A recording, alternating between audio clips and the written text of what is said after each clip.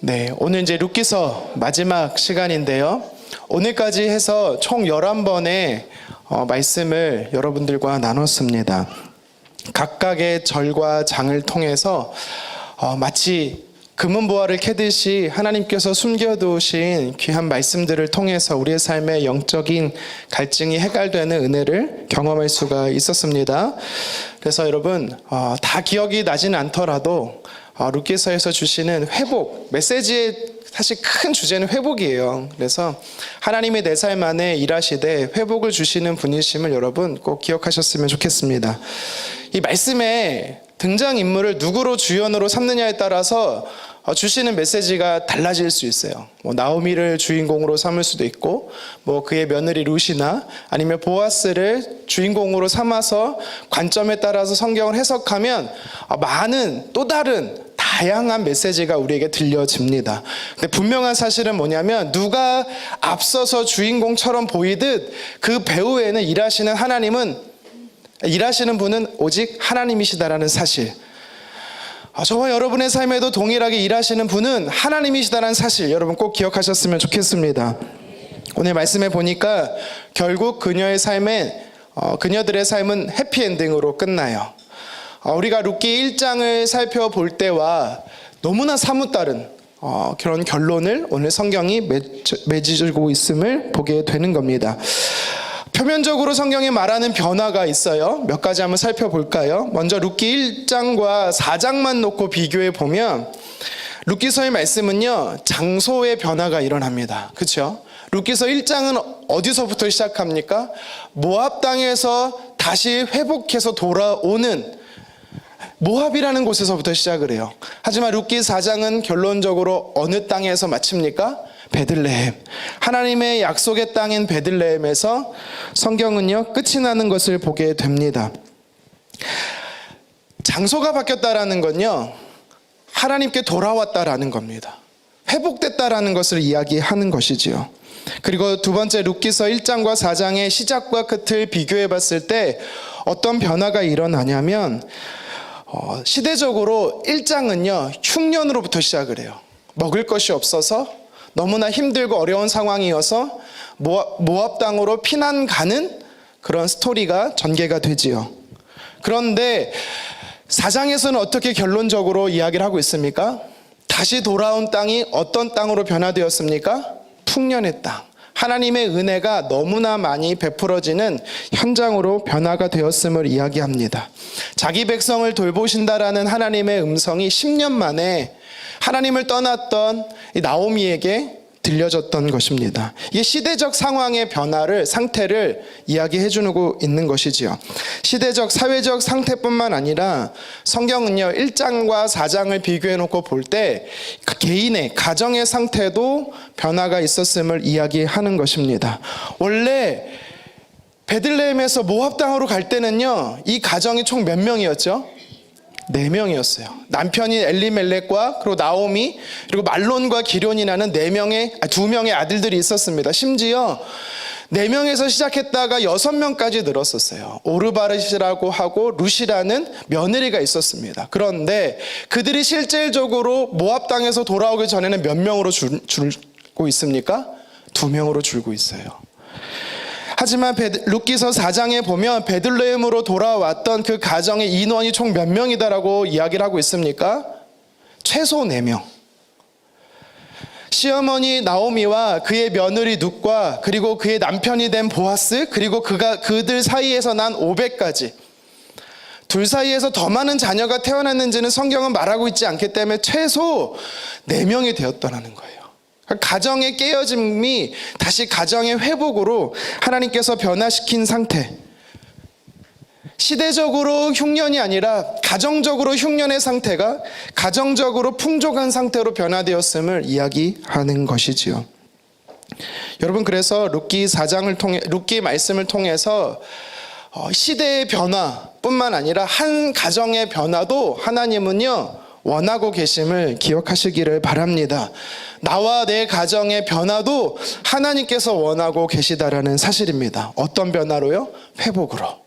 하나님 우리 삶에 회복을 주시는 좋으신 분이심을 기억했으면 좋겠습니다. 또 어떤 이 모습의 변화들이 일어나냐면 성읍 사람들의 이 반응이 또 변화가 있어요. 나오미가 처음 이제 돌아왔어요. 돌아왔더니 사람들이 막 환영합니다. 와, 나오미다. 10년 만에 나오미를 만난다. 어떻게 잘 지냈어? 막 호응을 하고 있어요. 그런데 성경은 뭐라고 말하고 있습니까? 더 이상 나를 나오미로 부르지 말라고. 나를 마라라고 부르라고. 행복이요 기쁨이요 즐거움이란 이름의 뜻인 나오미로 부르지 말고 슬픔이고 괴로움이고 고통인 마라라고 부르라고. 잔치자리에 찬물을 쫙 끼얹는 것처럼 나오미의 한마디에 사람들은 환영하다 결국 어떻게 합니까? 모두 침묵하죠. 그런데 오늘 성경 우리가 읽었던 말씀에 보면 나오미를 향하여서 다시 축하해주고 있는, 환호하고 있는 성읍 사람들의 모습으로 변화되어지는 것을 보게 되는 것입니다. 이게 우리가 봤을 때 눈에 보이도록 변화되어지는 모습들, 회복되어지는 모습들임을 성경을 통해 살펴볼 수가 있는 것이죠. 그런데요, 실질적으로 우리가 이 룻기서란 말씀을 읽을 때 참 놀라운 변화가 있음을 알 수가 있어요. 어떤 변화냐면 룻기 1장 1절과 룻기 맨 마지막 절인 룻기 4장 22절이 있어요.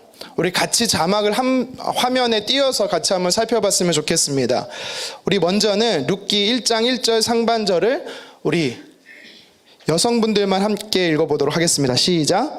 사사들이 치리하던 때에 그 땅에 흉년이 드니라. 아멘. 우리 이어서 4장 22절을 우리 형제분들만 함께 읽어보도록 하겠습니다. 오벳은 이새를 낳고 이새는 다윗을 낳았더라. 아멘. 여러분, 이 두 말씀을 통해서 두 구절이 시작과 끝을 이야기하고 있거든요. 룻기서에. 근데 여기서 여러분들 어떤 변화를 혹시 찾으셨습니까? 변화를 발견하실 수가 있을까요? 이런 거 시키지 말라고 제발 좀 그냥 설명해 달라고 약간 그런 눈빛인데, 여러분 이 1장 1절을 읽으면서 절망으로 시작했던 우리의 마음이 룻기서 맨 마지막에 다윗으로 딱 끝나는 것을 통해서 마음에 소망이 확 생겨야 정상이에요. 왠지 아십니까? 여러분 분명히 뭐라고 말하고 있어요? 사사기 1장 1절에 사사들이 치리하던 때, 사사들이 치리하던 때, 그러니까 성경의 편집상 룻기서 전에가 어떤 말씀이죠? 사사기 말씀이죠. 사사기 맨 마지막 21장이 맨 마지막 절인데요, 25절이 맨 마지막 절이에요. 또 그러니까 맨 마지막 장 사사기의 장절이 끝나자마자 시작되는 게 룻기 1장 1절인데 한번 마지막 장 마지막 절 사사기 한번 살펴볼까요? 우리 사사기 21장 25절 같이 한번 읽겠습니다. 그때에 이스라엘 왕이 없으므로 사람이 각기 자기의 소견에 옳은 대로 행하였더라. 아멘. 왕이 없음으로 인해서 자기의 옳은 소견대로 했대. 여기서 옳다라고 생각하는 거는 정의롭다 공의롭다 그런 뜻이 아니라 자기 마음대로 했다라는 거예요. 하나님께서 기뻐하시는 뜻을 분별했다라는 게 아니라 자기 마음대로 살았다라는 겁니다. 자기 마음대로 살았던 사사시대가 1장 1절 룻기가 딱 펼쳐지면서 자기 마음대로 살았던 한 가정, 한 사람을 소개하고 있는 거예요. 누구냐면 나오미였던 거예요. 그런데 그 나오미가 마지막 룻기서 맨 마지막 4장 마지막 절을 딱 부딪혔을 때, 우리가 그 마지막 절을 읽었을 때 왜 소망의 사람으로 변화된지 아냐면 마지막 절에 누구로 기록되어 있어요? 다윗으로 기록되어 있어요. 여러분 다윗은 누굽니까? 이스라엘 백성들에게 있어서 가장 존경받는 통일 이스라엘의 두 번째 왕이에요. 물론 다윗 전에 왕이 있었어요. 누굽니까? 사울이죠. 그런데 사울은 하나님께서 기뻐하는 왕이 안 됐어요. 하나님이 기뻐하시는 왕이었고 이스라엘 백성들이 가장 존경하는 왕으로서 다윗이 왕으로 세움받아졌어요. 그러니까 무슨 말을 하고 있는 겁니까? 왕이 없던 시대 속에 왕이 있는 시대로 변화되었다라고 성경은 이야기하고 있는 겁니다. 그래서 다음 도표를 보여주시면 사사들이 치리하던 때인 왕이 없었던 시대가 왕이 통치하던 시대로 왕이 계시는 있는 시대로 변화되었음을 이야기하고 있는 것이지요. 여러분, 근데 이건 단순하게 인간 왕을 이야기하는 게 아닙니다. 왜요? 사사시대 사사들은 하나님을 왕으로 삼지 않음으로 인해서 어떤 삶을 살았어요? 자기 소견에 오른 대로 살았어요. 자기 마음대로 살았어요. 하나님의 뜻이 무엇인지 분별하지 못하고 막 살았어요. 그러니까 분명히 하나님이 약속하신 땅에 머물러라라고 했음에도 불구하고 엘리멜렉과 나오미가 어떻게 하는 거예요? 흉년이 왔다고 떠난 거예요. 하나님의 약속을 기억지 못했던 거예요. 그런데 그녀가 약속의 땅인 가나안에 머물므로 인해서 진짜 하나님이 내 삶의 주인이시오, 하나님의 내 삶의 왕으로 모시며 살게 되었다라는 것을, 하나님을 내 삶의 왕이요 주인으로 모신 사람의 삶이 어떻게 변화되었는지를 룻기서를 통해서 성경은 회복시켜 주시겠다라고 주는 큰 메시지가 있는 것입니다. 여러분 기억하시기 바랍니다. 하나님을 왕으로 모십시오. 하나님을 내 삶의 주인으로 모십시오. 그래야 하나님이 기뻐하시는 뜻대로 살 수가 있는 것입니다. 그리고 오늘 본문에 나오미라는 여인에게 하나님께서 부어주신 놀라운 은혜를 저와 여러분들의 삶에도 우리가 경험할 수 있다라고 말씀하는 것입니다. 자, 이렇게 큰 주제 속에서 나오미의 며느리 룻과 그의 기업을 물을 자인 보아스를 통해서 결혼을 하게 되어 그리고 그의 아들인 오벳을 낳게 됩니다. 그리고 그로 시작해서 다윗 왕까지 태어났다라는 것이 오늘 우리가 읽은 본문의 내용인데요. 자, 그렇다면 우리가 읽은 이 말씀을 통해서 하나님께서 주시는 영적인 메시지가 무엇인지 몇 가지 좀 살펴보도록 하겠습니다. 하나님께서 오늘 우리에게 주시는 첫 번째 영적 메시지가 있어요. 무엇이냐면 하나님의 일하심은 놀랍다라는 겁니다. 기억하십시오. 하나님의 일하심은 놀랍습니다. 그리고 그 다른 말로 표현하면 하나님의 일하심은 은혜는 크시다라는 거예요. 왠지 아십니까?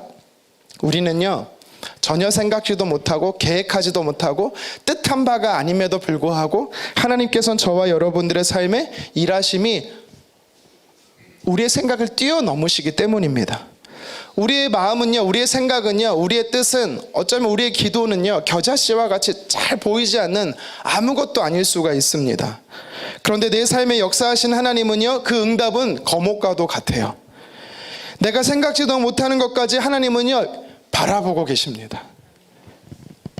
그래서 저와 여러분들의 삶에 필요한 것이 무엇인지 아시고 미리 계획하시고 미리 준비하시고 미리 예비하시는 하나님이 크고 놀라우신 겁니다.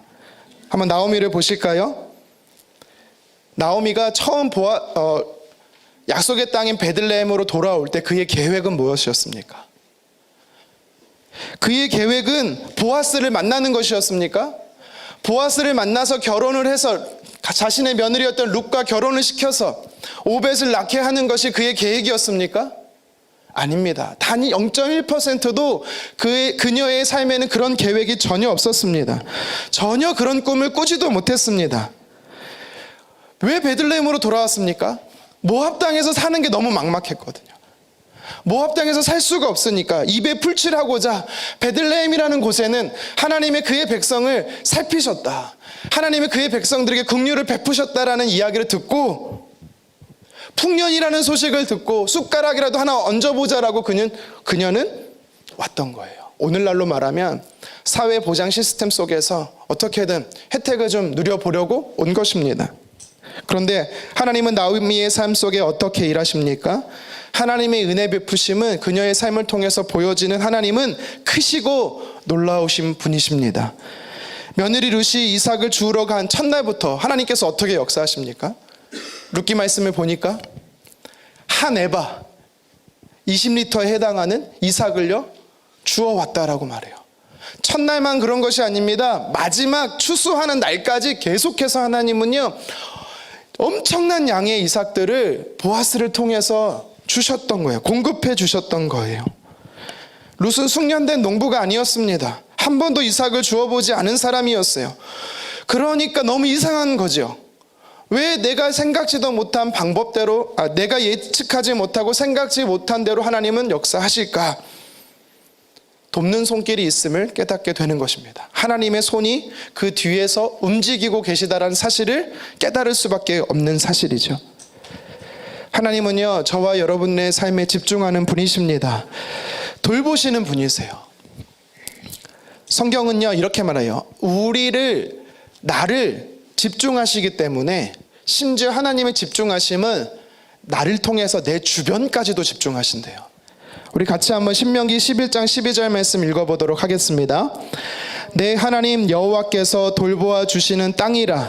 연초부터 연말까지 내 하나님 여호와의 눈이 항상 그 위에 있느니라. 아멘. 이게 무슨 말씀이냐면, 요단 동편에서 약속의 땅 가나안으로 입성을 앞두고 있는 이스라엘 백성들을 향해서 모세가 이야기하는 거예요. 하나님의 말씀을 나누는 거예요. 뭐라고 나누고 있습니까? 너희가 가는 땅은 연초부터 연말까지, 오늘날로 말하면 1월 1일부터 12월 31일까지 하나님은 항상 하나님의 시선이 어디에 있다? 그 땅에 있다.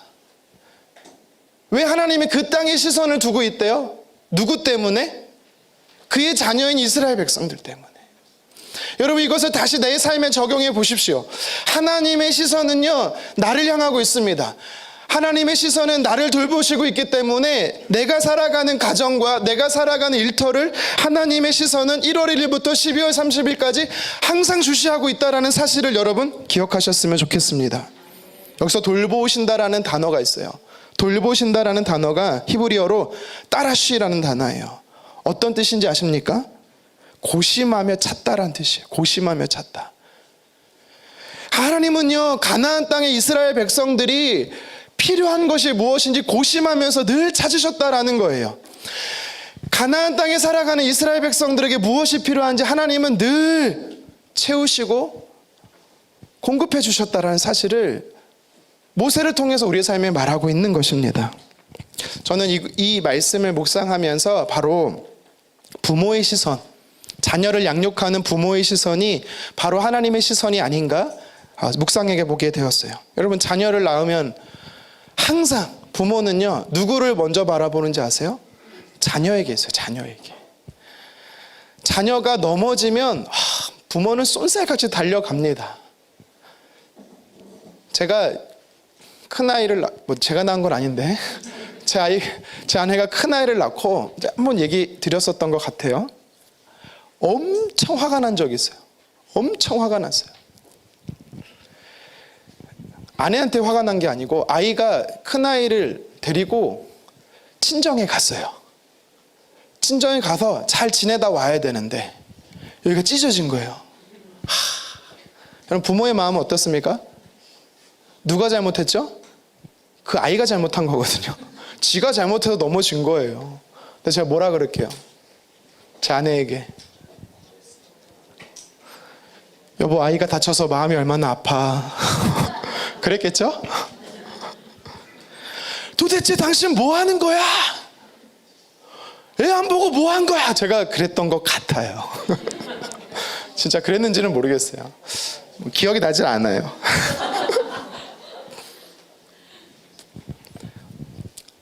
사과했겠죠, 당연히. 항상 자녀에게 시선이 향해 있거든요. 항상 부모는요, 자녀에게 시선이 향해 있습니다. 자녀에게 시선이 향해져 있다라는 소식은 말은 뭐예요? 자녀가 있는 그 장소에 시선이 있다라는 거예요. 아이에게 혹시 해를 가할 수 있는 물건이 있지는 않는지, 아이가 가지고 놀 수 있는 아이에게 유용한 물건이 뭐가 있는지, 그걸 가지고 배치해 놓는 겁니다. 아이 방을 꾸미는 부모들을 그 마음으로 준비시키는 거예요. 오늘 말씀도 똑같아요.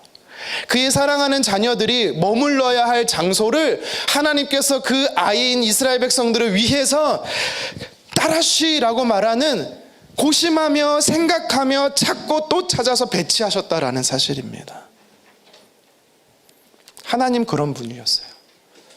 나오미는요, 하나님이 내가 베들레헴으로 돌아가면 하나님이 내 삶 안에 뭘 준비시키시고 뭘 계획해 놓으시고 어떤 사람을 만나게 하시고 어떻게 공급하실지 전혀 예측하지 못하고 생각하지 못했습니다. 그녀가 그냥 했던 건 뭐예요?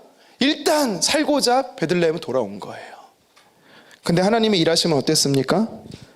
크셨어요. 놀라우셨어요. 그녀가 예측하지 못하고 생각하지 못하는 놀라운 계획으로 그녀의 삶의 은혜를 베푸셨던 것입니다. 여러분, 우리 삶에 일하시는 하나님 바로 이런 분이세요. 내가 계획하지 못하고 생각하지 못하고 예측하지 못하고 무엇이 필요한지 전혀 예상하지 못하는 그런 것까지도 주님은 따라시 하셔서 유심히 살피셔서 관찰하셔서 공급하시는 좋으신 분이십니다. 하나님의 시선은 우리가 살아가는 현장 그리고 가정, 그러니까 나를 집중하시는 하나님으로 인해서 하나님의 시선은 내 삶의 현장만 집중하시는 분이 아니다라고 말해요. 또 있대요. 열왕기상 9장 3절 하반절 말씀을 같이 한번 읽어보도록 하겠습니다. 나는 내가 건축한 이 성전을 거룩하게 구별하여 내 이름을 영원히 그곳에 두며 내 눈길과 내 마음이 항상 거기 있으리니. 하나님의 시선이, 하나님의 마음이 항상 집중해두는 현장이 있대요. 그게 어디래요? 성전. 오늘 이 본문이, 그러니까 방금 읽은 열왕기상 9장 3절은요, 솔로몬이 성전을 하나님을 위해서 짓고 나서 봉헌을 하고 나서 하나님이 그에게 나타나셔서 말씀하신 것입니다. 너희가 세운 성전에 내 시선과 내 마음이 항상 머물 것이야 라고 주님 약속하신 거예요. 여러분, 그렇다면 과거의 성전이 지금은 어디일까요? 교회입니다. 교회. 여러분, 교회는 뭐예요? 교회는 유무형의 교회가 다 교회예요. 건물이 교회가 아니라 예수 그리스도를 주로 고백하는 나 한 사람이 교회입니다. 여러분, 그래서 우리는 각각이 교회예요. 기억하십시오. 고린도전서 3장 16절 말씀 같이 한번 읽어보도록 하겠습니다. 너희는 너희가 하나님의 성전인 것과 하나님의 성령이 너희 안에 계시는 것을 알지 못하느냐. 아멘. 하나님께서 저와 여러분들을 성전 삼아서, 교회로 삼아서 우리와 함께 머무신다라고, 우리의 마음에, 우리의 심령에 머무신다라고 주님 말씀하는 겁니다. 여러분, 그래서요, 저와 여러분들은 교회이기 때문에요, 교회를 거룩하게 해야 돼요. 영적인 것만 거룩하게 여기면 안 되고 우리의 육체 바디도 거룩하게 구별해야 되는 것입니다. 여러분, 그래서 옆 사람에게 이렇게 고백합시다. 당신은 주의 몸된 교회입니다. 여러분, 저와 여러분들이 다 주님이 머무시는, 성령으로 임재하시는 다 교회입니다. 그래서 우리는요, 거룩해야 되는 거예요. 개인이 교회이기도 해요. 개인이. 그래서 하나님은 세상 끝날까지 우리를 떠나지 않으시고 그 시선이 나와 동행하시며 나와 함께 하시는 겁니다. 뿐만 아니라 또 뭐가 교회입니까? 공동체가 바로 교회예요. 우리 에베소서 2장 22절 같이 한번 읽어보도록 하겠습니다. 너희도 성령 안에서 하나님이 거하실 처소가 되기 위하여, 자막 없나요?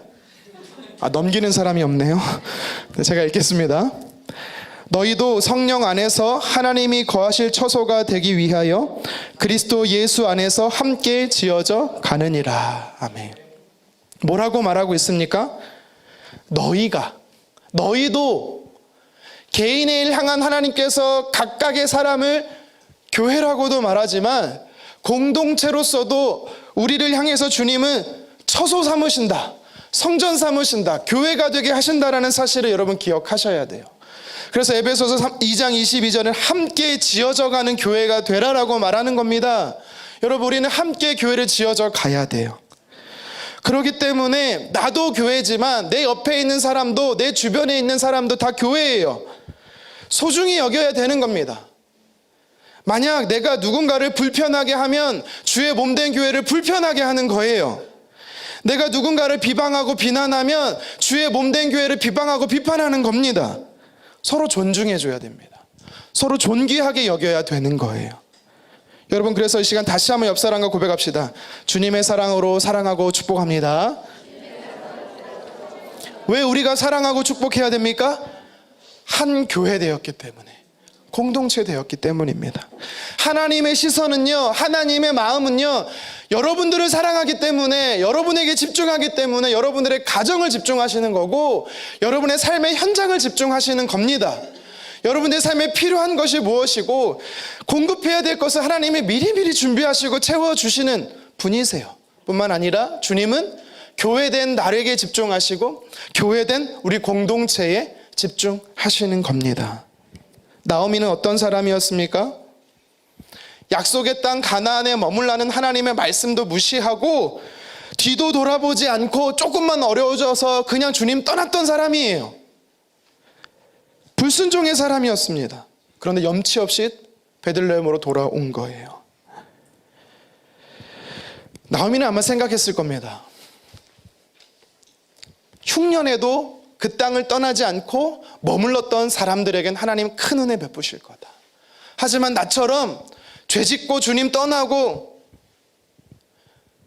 생계를 유지하기 위해서 주님 다시 찾아온 나에게 주님은 큰 은혜 베풀지 않을 것이다. 그렇지 않습니다. 오늘 나오미라는 사람을 통해 우리가 무엇을 발견합니까? 하나님의 역사는요, 크고 놀랍다라는 사실입니다. 자기의 며느리를 통해서 첫날부터 시작해서 마지막 날까지 계속해서 하나님께서 한 에바씩 그 이삭을 주워오는 그 며느리를 보면서 도대체 하나님 왜 그러실까? 도대체 하나님의 일하심은 뭘까? 그녀는요, 묵상하게 되는 거예요. 그러면서 깨닫기 시작하는 겁니다. 무엇입니까? 하나님이 내게도 은혜를 베푸신다. 부족하고 연약하고 한없이 죄 많은 나에게도 하나님께서 일하신다. 여러분, 그녀에게는요, 어떤 은혜가 필요했냐면 현실을 살아낼 아주 작은 부스러기의 은혜가 필요했어요. 근데 하나님은 어떻습니까? 그녀의 삶에 어떻게 일하십니까? 그녀가 먹고 살 필요들을 공급하실 정도로 그치는 하나님이 아니라 보아스를 준비시켰어요. 하나님은 어떻게 역사하십니까? 이미 하나님은요, 그녀를 통해서 미리 바라보고 계신 게 있었어요. 무엇이었어요? 보아스를 통해서 태어날 자녀를 다윗 왕을 보내기로 계획하고 계셨습니다. 그것이 끝이 아닙니다. 온 인류를 구원하실 예수 그리스도, 그 가문의 계보를 통해서 하나님은 메시아 되신 예수 그리스도를 보내실 미래적 은혜를 예비하고 준비하고 계셨음을 우리는 말씀을 통해 깨닫는 것입니다. 여러분, 이 사실이 우리에게 그대로 들려지고 있습니다. 하나님은 여러분들을 집중하고 계세요. 하나님은 여러분의 삶을 그래서 집중하세요. 근데 하나님은 내가 오늘 필요한 현실적인 지금의 은혜 정도가 아니라 하나님은 내가 생각지도 못하고 내가 계획지도 못하고 내가 바라보지도 못하는 먼 미래의 일까지의 주님의 계획 속에 다 이미 준비되어 있다는 사실입니다. 하나님 그것을 주실 은혜를 이미 갖고 계시다라는 사실입니다. 그래서 하나님의 일하심은 큰 거예요. 하나님의 베푸심의 은혜는 놀라운 겁니다. 약속의 땅에 돌아왔더니, 하나님 품으로 돌아왔더니 하나님의 말씀이 기억나기 시작하는 거예요. 그녀는 순종했습니다. 그랬더니 하나님은 일하셨습니다. 오늘 우리가 누리는 하나님의 은혜도 너무 감사하지만 그 은혜들은 더 크고 놀랍게 베푸실 하나님의 은혜와 좋게 비교할 수 없는 것들이에요. 영화로 말하면 본편을 우리가 앞으로 맞이하게 될 텐데, 보게 될 텐데 단순한 예고편의 오늘 현실에 불과한 것입니다. 음악으로 표현하면 앞으로 펼쳐질 본 연주 앞에 전주곡에 불과한 거예요.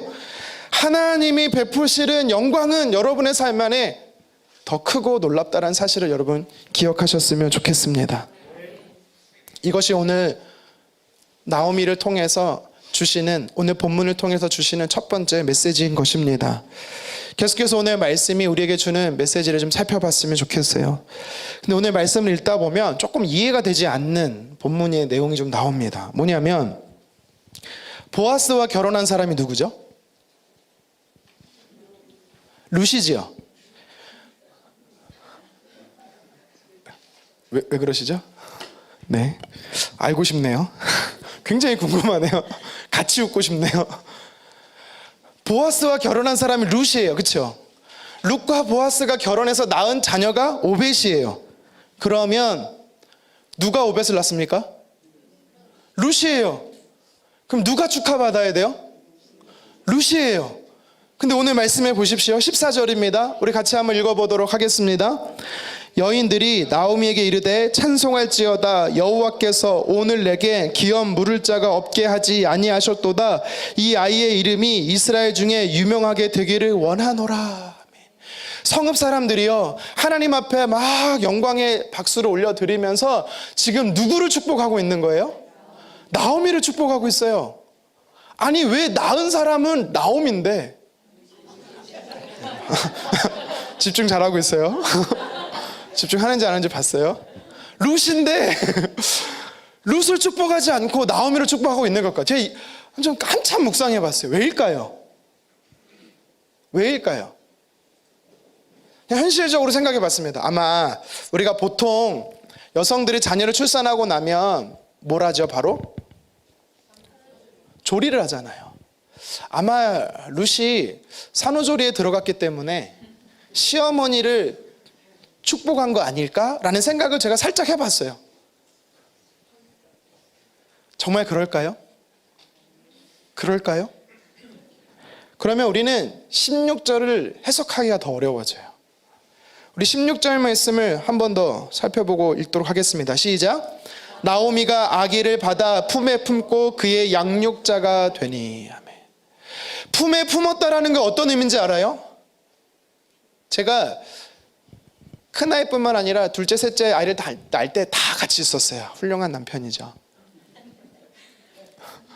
지극히 정상적인 거긴 한데, 네. 근데 참 경이로움이 뭐냐면, 이렇게 자녀가 출산할 때 신비로운 게 뭐냐면, 아이를 낳으면 탯줄을 딱 자르게 하잖아요. 그러면 진짜 이게 뭐라고 좀 표현하기가 참 어렵긴 해요. 탯줄을 자르고 이제 그 아이를 엄마 가슴에 딱 품에 안기도록 이렇게 해주시더라고요. 근데 그걸 보고 있으면 참 신비롭다라는 생각이 듭니다. 경이롭다는 생각이 들어요. 여러분, 오늘 본문에도 보면 아기를 품에 품다라는 게 어떤 의미인지 아시겠어요? 자녀를 낳은 산모가 탯줄을 자르자마자 그 아이를 품에 안은 것처럼 기록해 놓고 있는 거예요. 마치 성경은요, 룻이 아이를 오벳을 낳은 게 아니라 나오미가 자녀를 낳은 것처럼 소개하고 있는 거예요. 심지어 하반절에는 뭐라고 말하고 있습니까? 양육자가 됐대요. 여러분, 이걸 어떻게 해석해야 될까요? 성경은 정말 오벳을 누가 낳은지 몰라서 이렇게 기록하고 있는 걸까요? 아니겠죠. 오늘 이 사실이 14절과 16절을 통해서 저와 여러분들이 주시는 오늘 본문의 메시지가 있다라는 사실입니다. 무엇입니까? 하나님은 내 마음의 소원을 반드시 이루신다. 하나님은 우리의 마음의 소원을 반드시 성취하신다는 사실을 여러분 기억하셨으면 좋겠습니다. 여러분, 결국 오벳이라는 사람이 태어날 수 있었던 이유가 뭐예요? 다시 말하면 룻이라는 사람이 보아스랑 결혼할 수 있었던 이유는 누구 때문입니까? 나오미 때문 아닐까요? 나오미라는 사람이 다시 베들레헴으로 돌아왔기 때문에 이런 모든 일들은 가능했던 겁니다. 물론 그 뒤에는 하나님의 일하심과 역사하심이 당연히 있었죠. 나오미는요, 매일매일 룻을 통해서 하나님께서 이 룻이란 여인을, 며느리를 통해 베푸시는 은혜를 통해 깨달은 거예요. 하나님의 약속이 나에게도, 내 삶에도 하나님의 약속은 성취될 수 있구나. 그래서 그녀는요, 마음에 소원이 생기기 시작한 거예요. 어떤 소원이 생기게 되었을까요? 자녀가 끊겼는데 더 이상 나는 자녀를 낳을 수 없고, 우리 가문은 남편이 죽고 두 아들들이 죽음으로 인하여서 더 이상 봉양할 수 없는 가문의 대가 끊겼는데, 하나님의 말씀은, 하나님의 기록된 율법의 약속은 뭐예요? 하나님은 그의 사랑하는 자녀들의 삶을 계속해서 계대결혼법을 통해서, 구별제도를 통해서 하나님은 그 가정을 유지시켜 주신다라는 사실, 그것을요 마음의 소원으로 품기 시작했다라는 겁니다. 하나님의 사람은요, 하나님의 말씀이 심겨지기 시작하잖아요. 그러면 그 기록된 하나님의 말씀을 읽고 그 말씀을 내 마음에 품기 시작하면 무엇이 생기는지 아세요? 소원이 생깁니다. 하나님의 말씀이 내 삶에 심겨져서 열매가 되는데 그게 뭐냐면 꿈과 비전이에요. 하나님은 저와 여러분들 안에 마음의 소원을 주시는 분이 바로 저와 여러분들의 하나님이십니다. 그래서 나오미는요, 꿈꾸기 시작한 거예요. 마음의 소원을 품기 시작한 거예요. 뭐예요? 하나님, 현실은 절대 안 되지만, 내가 볼 때나 남이 볼 때나 내 삶의 현실은 막막하고 소망이 없지만, 하나님이 하신다라면 아무도 막을 자가 없습니다. 하나님이 약속하셨다면 반드시 그렇게 될 줄 믿습니다. 그래서 그녀는요, 계속해서 마음의 소원을 주님께 아뢰고 꿈꾸기 시작했다라는 사실을 오늘 성경을 통해 우리는 볼 수가 있는 것입니다. 근데 하나님께서 어떻게 역사하십니까? 그녀의 마음의 소원을 따라 진짜 응답하셨던 거예요. 하나님은요, 그의 사랑하는 백성들에게 소원을 주신다라고 말씀하세요. 우리 같이 시편 37편 4절 말씀을 함께 읽어보도록 하겠습니다. 시작. 또 여호와를 기뻐하라. 그가 내 마음의 소원을 내게 이루어 주시리로다. 아멘. 여러분, 우리가 하나님을 기뻐할 수 있는 이유가 있대요. 왜요? 하나님께서 우리에게 주신 소원이 있는데 그 소원을요, 이루시는 분이기 때문에 우리가 하나님을 찬양하고 예배하고 영광 돌려야 하는 이유가 분명히 있다라고 이야기하는 겁니다. 나오미도 그랬어요. 나오미도 나는 하나님을 부정해서 떠났고 하나님의 약속의 땅에 머물지 않고 떠났던 자이지만, 하나님을 기대하지 않고 하나님께 예배하려고 온 게 아니라 단순히 내가 입에 풀칠하려고 생계 유지 때문에 다시 돌아왔지만, 하나님의 베푸심의 은혜는 너무나 크고 놀라움을 계속해서 발견해 나가니까 그 마음에 하나님의 소원이 생기기 시작한 거예요. 어떤 소원이에요? 우리 가정의 대가 다시 지속될 수 있겠구나. 그것을 품고 계속해서 기도하고 그것을 계속해서 하나님 앞에 구하기 시작했다라는 겁니다. 그래서 하나님은 실제적으로 그녀의 삶 안에 보아스라는 사람을 만나게 하셔서 기업 무릇자인 보아스를 통해서, 자신은 폐경이 되었기 때문에 자녀를 낳을 수가 없으니까 자신의 며느리였던, 딸처럼 여긴 며느리를 통해서 결혼시키고 자녀를 주셨던 거예요. 그래서 성경은 의도적으로 그 오벳이라는 사람이 루세의 아들이 아니라 나오미의 아들이었음을 기록함으로 인해서 하나님의 약속을 기억하고 약속을 붙잡고 그 약속대로 순종하며 살아가는 자에게 성취한다라는 사실을 우리에게 보여주고 있는 사실입니다. 여러분들, 우리가 오해하면 안 돼요. 뭘 오해하면 안 되냐면, 아 그래? 내 마음의 소원을 하나님 무조건 이루신다고? 여러분, 근데 우리의 육신의 소원은요, 다 하나님과 연결되어 있음, 영적으로 소통하고 교통하는 소원이라면 괜찮아요. 하지만 우리가 잘 알잖아요. 우리의 마음의 소원은요, 때로는 육신의 소원일 수가 있어요. 그리고 그 소원은요, 하나님이 기뻐하지 않는 원수 사단이 주는 소원일 수도 있어요. 육신의 정욕, 안목의 정욕, 이생의 자랑일 수 있습니다. 심지어 내가 마음의 소원이 누군가를 해하고 누군가에게 악을 행할 수 있는 게 있어요. 그렇기 때문에 하나님은 그것을 이루시지 않으세요. 빌립보서 2장 13절 하반절 말씀 같이 한번 읽어보도록 하겠습니다. 자기의 기쁘신 뜻을 위하여 너희에게 소원을 두고 행하게 하시니. 아멘. 여기서 자기의 기쁘신 뜻이 뭐예요? 하나님의 기쁘신 뜻이에요.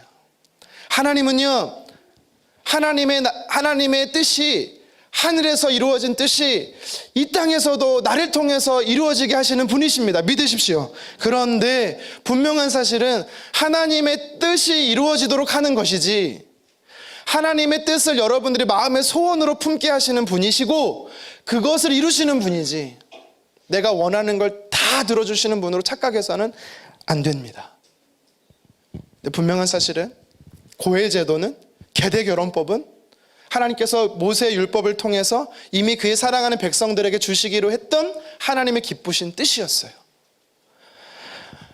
하나님 약속의 땅에 머무니까, 하나님의 말씀이 기억나니까 하나님의 약속도 나의 약속이 된 거예요. 그리고 내 마음의 소원으로 주신 하나님의 뜻이 하나님은 신실하게 나오미를 통해 이루신 겁니다. 여러분, 우리의 삶에도 동일하게 하나님은 일하십니다. 나오미의 삶에 역사하신 하나님은 저와 여러분들의 하나님이심을 믿으시기를 바랍니다. 그렇다면 여러분, 우리가 하나님의 뜻이 내 삶 가운데 이루어지려면 어떻게 해야 돼요? 우리도 나오미처럼 약속의 땅에 머물러야 돼요. 하나님의 약속의 말씀을 나의 말씀으로 받아들여야 돼요. 하나님의 말씀은 씨앗과도 같다고 말했잖아요. 겨자씨 같아요. 보이지도 않아요. 근데 그 하나님의 약속이 내 마음에 심겨지잖아요. 그러면 그것이 열매가 맺히는데 무엇으로 열매가 맺히냐면 하나님의 응답으로 열매가 맺힙니다. 근데 그것이 놀랍게 맺히는 거예요. 오벳이란 이름의 뜻이 있습니다. 오벳이라는 이름의 뜻이 무엇인지 아세요? 봉사하다란 뜻이에요. 종이란 뜻입니다. 성읍 사람들이 지어줬어요. 또 이상하죠? 그럼 보통 자녀들의 이름 누가 지어요? 할머니? 네. 좋겠다. 여러분, 대부분 자녀들 이름 요새는 아버지나 어머니가 짓잖아요. 예전엔 할아버지가 짓기도 하고 할머니가 짓기도 하고. 저희 자녀들도 제가 지은 이름이거든요. 근데 이상하지 않아요? 오벳이란 이름은 그의 육신의 부모였던 아버지 보아스도 어머니 룻도 지은 게 아닙니다. 심지어 할머니인 나오미가 지은 것도 아니에요. 누가 지었대요? 성읍 사람들이. 이상한 가정이에요. 근데 그 이름의 뜻을 알면 그 이름을 기뻐할 수밖에 없어요. 왜요? 주변 사람들이 볼 때 하나님이 너의 삶 안에 하나님이 너의 삶을 통해서 너무 신실하게 역사하셨어. 가문을 책임질 사람이 없었는데 너의 가문을 책임질 사람이 태어났어. 그래서 그 이름을 너의 삶을 섬기고 너의 가정을 섬길 수 있는 오벳이라고 지었던 거예요. 그래서 그 이름을 듣고 너무 기뻐했던 겁니다. 나오미뿐만 아니라 룻의 가정도 그 이름을 취한 겁니다. 하나님이 주신 꿈과 소망이 내 삶에 여러분 현실이 될 수가 있습니다. 어떻게 현실이 될 수 있을까요? 어떻게 하나님의 삶이 내 삶 안에 구체적으로 성취가 될 수 있을까요? 일단 우리가 하나님의 뜻을 마음에 품으려면 여러분 일단 하나님의 말씀을 내가 품어야 됩니다. 하나님의 말씀을 읽고 묵상하고 말씀을 듣고 그 말씀을 간직해야만 하나님의 말씀이 심겨져서 그것이 소원으로 열매가 맺힐 수 있는 거예요. 근데 현실적으로 우리가 그것을 눈으로 목도하고 내가 살아있는 삶 속에서 그것이 성취되려면 여러분 또 한 가지가 필요합니다. 뭐가 필요하냐면 순종입니다. 하나님의 말씀의 실체를 보게 하려면 순종이 필요해요. 룻기 3장을 보십시오. 마음의 소원을 품은 자가 있었어요. 나오미가 마음의 소원을 품고 고엘제도 계대 결혼법에 마음의 소원을 품고 그의 며느리였던 룻에게 몇 가지 요구한 게 있었습니다. 어떤 요구를 합니까? 보아스의 밭을 떠나지 말라고. 청년들하고 다니지 말고 소녀들하고 다니라고. 끝까지 그곳에 머물라고. 심지어 추수 때가 되었을 때, 추수의 날이 되었을 때 자고 있는 보아스의 발밑에 누우라고. 지난번에도 말씀드렸지만 그것은 그 보아스를 유혹하는 장면이 아니라 청혼하는 장면입니다. 그런데 룻기서 3장을 자세히 한번 보세요. 요구하는 나오미의 말은 나오지만 그 어머니의 말에 대꾸하는 룻의 말은 한마디도 나오지 않습니다. 성경은 무엇을 이야기하는 겁니까? 그 어머니의 말에 즉각 순종했던 룻이었음을 이야기하는 겁니다. 여러분 이것은요 저와 여러분들에게 어떻게 적용될 수가 있습니까? 하나님이 기록된 성경을 통해서 또한 기록된 성경이 누군가의 사람으로 음성으로 들려질 때 여러분들 그것이 나의 말씀으로 하나님 내게 주신 말씀으로 믿고 그것을 순종할 때 하나님의 역사는 일어난다라는 사실입니다. 하나님이 주신 마음의 소원들이 있습니다. 하나님이 내게 주신 꿈과 비전이 있어요. 이것은 개인에게뿐만 아니라 공동체 교회에게 주신 하나님의 마음이 있습니다. 이것이 우리의 삶에 구현되고 실현되고 성취되려면 어떻게 해야 합니까? 순종해야 되는 거예요. 나오미의 말에 룻이 즉각적으로 순종했고 온전히 순종했듯이 우리는 하나님의 말씀에 순종하게 되면 내 삶에 일하시고 역사하시는 하나님의 놀라우심을 경험할 수 있다는 사실입니다. 하나님은요 지금도 하나님의 뜻을 사랑하는 그의 자녀들에게 소원으로 주십니다. 하나님을 사랑하고 하나님의 말씀을 가까이 하고 약속의 땅에 머물기를 원하는 하나님의 백성들에게 하나님은요, 하나님의 나라가 이 땅에 성취되기를 위해서 일하시고 싶어 하세요. 사람을 찾고 계세요. 아무나 찾지 않으세요. 아무나 쓰지 않습니다. 누구를 쓰고 누구를 찾습니까? 나오미와 같이 하나님의 말씀을 간직한 자, 룻과 같이 하나님의 말씀에 순종하는 자, 저와 여러분들이 하나님의 말씀을 나의 말씀으로 품고 하나님의 말씀에 따라 순종함으로 인하여 내 삶을 통해 내게 허락하신 소원을 구체적으로 성취하시는 하나님의 역사를 경험하기를 주님의 이름으로 축원합니다. 오늘 성경이 우리에게 주는 메시지를 하나만 더 살펴봤으면 좋겠어요. 성경을 또 읽다 보면 또 의문이 생겨요. 뭐 이렇게 나는 한 가지도 의문이 안 드는데 목사님은 뭐 이렇게 의문이 많이 들까? 여러분, 보아스와 룻이 결혼했어요. 그렇죠? 자녀를 낳았어요. 그리고 성경은요, 쭉 그 가정에 가문을 나열하고 있습니다. 18절부터 22절까지 쭉 10명의 이름을 기록하면서 나열하고 있어요. 그런데 이상한 점을 찾을 수가 있어요. 우리 18절 말씀입니다. 같이 한번 읽어볼까요? 베레스의 계보는 이러하니라. 베레스는 헤스론을 낳고. 이 계보가 왜 베레스 계보죠? 지금 실컷 누구 얘기하고 있었습니까? 나오미와 또 그의 며느리 룻과 그의 사위 보아스, 심지어 손주 아들처럼 품은 오벳, 네 사람 얘기를 잔뜩 하고 있었는데 갑자기 성경은요, 성경 저자는요, 듣도 보지도 못한 갑자기 베레스란 사람을 그의 계보라 하면서 쭉 써내려가고 있어요. 갑자기 베레스가 왜 등장하는 거예요? 왜일까요? 차라리 나오미의 계보는 이러하니라. 물론 그 당시의 유대인들은, 죄송합니다, 여성들로 인하여서 계보를 기록하지 않고 남성 중심이었기 때문에 보아스의 계보는 이러하니라 라면 이해가 돼요. 아니면 보아스가 아니고 나오미의 가문을 살리는 거였잖아요. 그러면 엘리멜렉의 가문을 살리는 거잖아요. 엘리멜렉의 가문은 계보는 이러하니라 이렇게 기록이 돼야 돼요. 이상하게 베레스의 계보는 이러하니라. 그리고 총 10명이 등장합니다. 많은 말씀을 하고 싶지만 짧게 설명드리면, 여러분 이 사실을 보면서 우리가 알 수 있는 게 있어요. 뭐냐면 보아스는 그때까지 결혼을 안 했어요.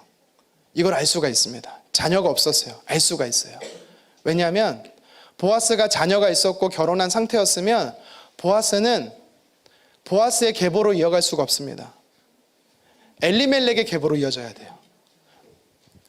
하지만 보아스가 결혼하지 않았고 자녀가 없었기 때문에 양쪽 가문이 끊기게 생긴 거예요. 그래서 두 가문을 하나님께서 합쳐주신 겁니다. 그래서 한 가문의 계보가 되게 된 거예요. 근데 엘리멜렉 쪽으로 가문이 계보가 이어진 게 아니라 보아스 쪽으로 이어지게 되는 겁니다. 그러니까 여기는 이해가 되거든요. 이해가 되겠는데 왜 베레스가 나오냐고. 베레스. 여러분 베레스가 누군지 아세요? 그쵸? 창세기 38장에 보면 야곱의 넷째 아들 유다가 나옵니다. 야곱의 첫째 아들의 며느리가 다말이에요. 근데 다말도요, 오늘 본문에 룻처럼 나오미처럼 고해제도 계대 결혼법을 통해서 그의 시아버지를 통해 자녀가 태어나게 됩니다. 그러니까 성경은요, 일부러 베레스부터 다시 시작해요. 그리고 오늘 보아스를 이야기하고 보아스의 아들 오벳을 이야기하고 그 다음에 다윗을 이야기하고 있습니다. 여러분 이것이 우리에게 주는 메시지가 있습니다. 무엇인지 아십니까? 하나님의 꿈을 계승하라라는 겁니다. 하나님의 꿈을 계승하라.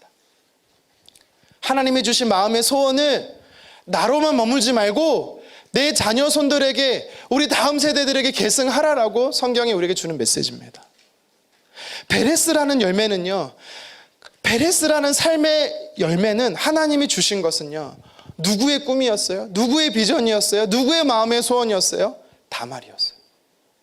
하나님의 약속의 말씀을 품었던 한 여인, 다말이라는 사람을 통해서 하나님은 그녀의 삶 안에 성취하셨어요.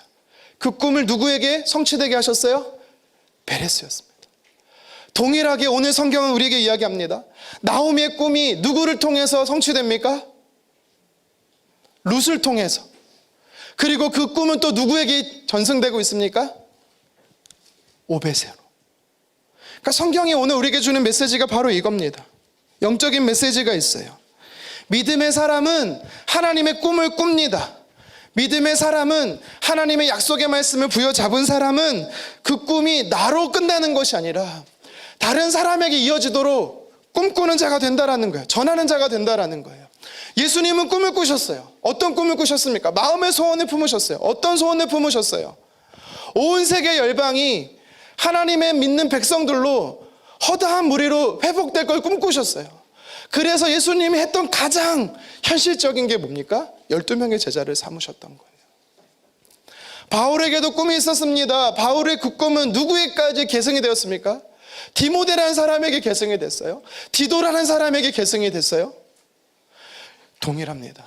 하나님의 꿈과 비전은요, 하나님의 약속의 말씀을 붙잡고 있는 사람에게 소원으로 허락해 주십니다. 그런데 그것을 품고 있는 사람은요, 자기로 멈추는 게 아니라 대대손손 계보를 통해서 이어져 나가게 하신다는 사실을 여러분 기억하셔야 됩니다. 요게벳의 꿈은 그 아들 모세에게 이어졌습니다. 한나의 꿈은 선지자 사무엘에게 이어졌습니다. 오늘 나오미의 꿈은요, 룻과 보아스에게 이어져 나가는 겁니다. 왜 그 계대를, 그 가문을 쭉 기록하고 있습니까? 하나님의 비전을 품었던 사람, 하나님의 소원을 품었던 사람, 계속해서 이어져 나가고 있다는 사실을 오늘 성경이 우리에게 주고 있는 메시지입니다. 이 사실은 우리가 어떻게 적용할 수 있습니까? 하나님의 꿈이 저와 여러분들에게까지 이어져야 되는 것이고, 하나님의 꿈은 기존 세대요, 기성 세대요, 우리 세대에게 멈추는 것이 아니라 우리의 사랑하는 육신의 자녀들에게까지, 또 우리의 사랑하는 영적인 자녀들에게까지 계속해서 하나님의 소원이, 하나님의 꿈이, 하나님의 비전이 이어져 나가는 그 가문의 계보가 계속해서 이어져 나가야 되는 사실을 우리에게 주고 있는 메시지인 것입니다. 물론 보지 못할 수도 있어요. 물론 바로 성취 못할 수도 있습니다. 왜요? 아브라함을 보십시오. 아브라함을 향해서 하나님께서 어떻게 하십니까? 하늘에 무뼈를 셀 수 있나 보라고. 바다의 모래알처럼 너의 자녀들이 이렇게 될 것이다. 물론 보지는 못했어요. 하지만 하나님은요, 그것을 이루셨어요. 반드시 이루셔요.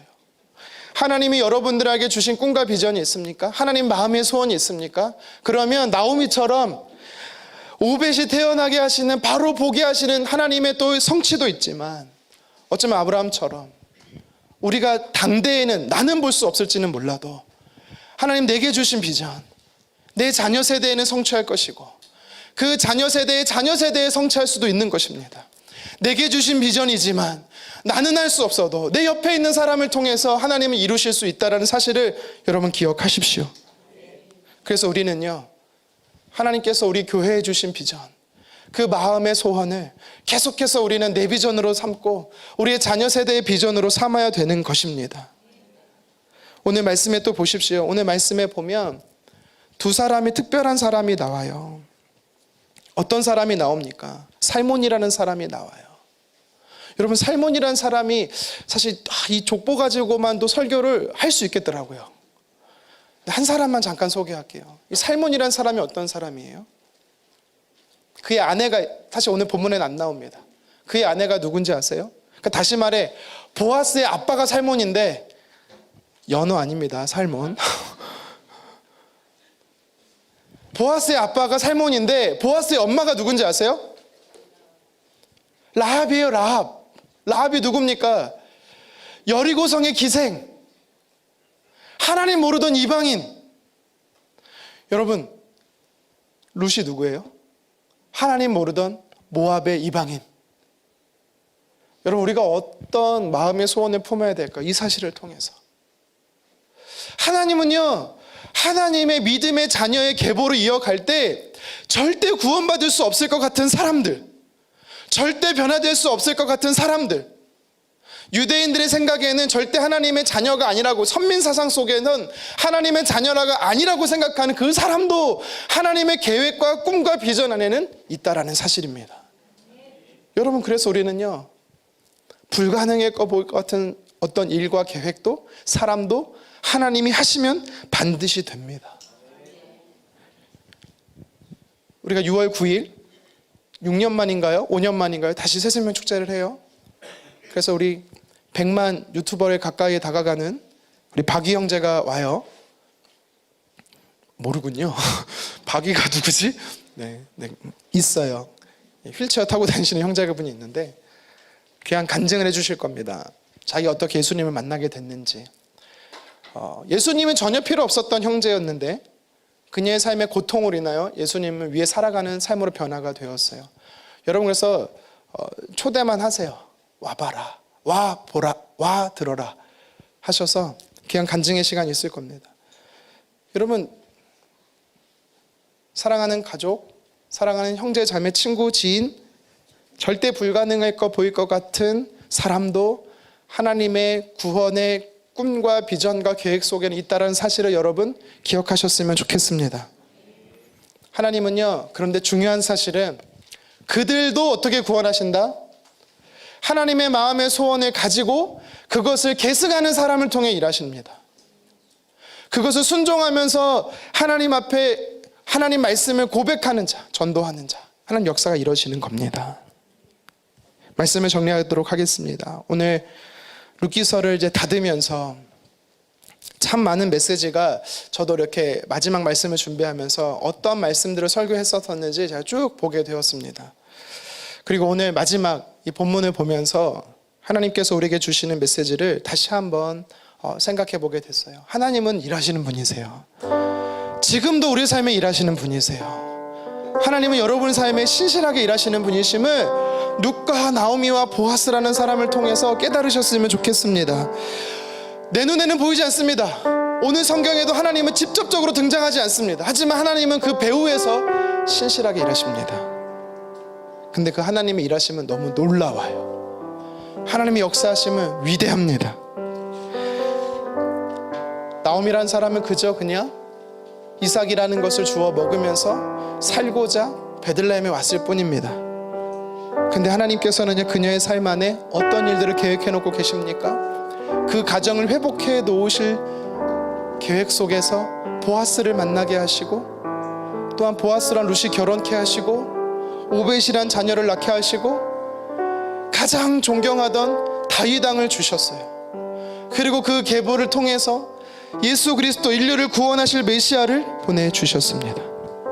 하나님의 계획과 뜻은 광대합니다. 위대합니다. 크십니다. 놀랍습니다. 예레미야 33장 3절에 그래서 크고 은밀한 일들을 하나님은 저와 여러분들의 삶 안에 계획해 놓고 계시다라는 사실입니다. 여러분, 그러면 우리가 어떻게 해야 할까요? 하나님의 역사가 내 삶에 이루어지도록 나오미처럼 해야 돼요. 직접적으로 나오미가 막 작정해서 기도했다라는 것은 나오진 않지만 우리는 하나님의 꿈이 나의 꿈이 되도록, 하나님의 소원이 나의 소원이 되도록 우리는 원하고 기도해야 되는 것입니다. 성경은요, 두 번째로 우리에게 교훈하고 있습니다. 하나님은 내 마음의 소원을 반드시 성취하신다라는 사실입니다. 하나님은 사람을 찾으세요. 어떤 사람을 찾는지 아세요? 하나님 약속 안에 머무는 자, 하나님의 말씀을 나의 말씀으로 취하는 자, 그에게 말씀의 씨앗을 뿌려주십니다. 그것이 자라게 하세요. 자라게 하는 것이 소원이에요. 소망이에요. 원하고 바라는 거예요. 그것을 통해 하나님은요, 역사하십니다. 근데 그냥 역사하지 않으세요? 순종하는 자를 통해서 역사하십니다. 바랄 수 없는 중에 바랬던 아브라함처럼 하나님의 말씀을 소유하고 그 말씀을 바라보는 저와 여러분 되기를 주님의 이름으로 축원합니다. 그리고 오늘 성경은 우리에게 무엇을 도전합니까? 하나님의 소원을 내게로만 머물지 않도록, 하나님 내게 주신 소원을, 우리에게 주신 소원, 꿈과 비전을 흘려보내라고, 계승시키라고 이야기를 합니다. 베레스라는 사람을 통해서 기록된 족보를 통해 우리에게 주는 메시지예요. 하나님의 소원을 품은 자, 그 소원을 응답하시고 계속해서 대를 이어져 나가게 하신다라는 사실입니다. 저와 여러분들을 통해 우리 세대뿐만 아니라 우리 자녀 세대에게도 하나님의 뜻은 이루어질 것입니다. 그리고 하나님의 뜻은 불가능해 보이는 그 사람도 구원하시는 뜻 안으로, 하나님의 자녀 삼아 주시는 뜻 안으로 하나님 역사하실 줄 믿습니다.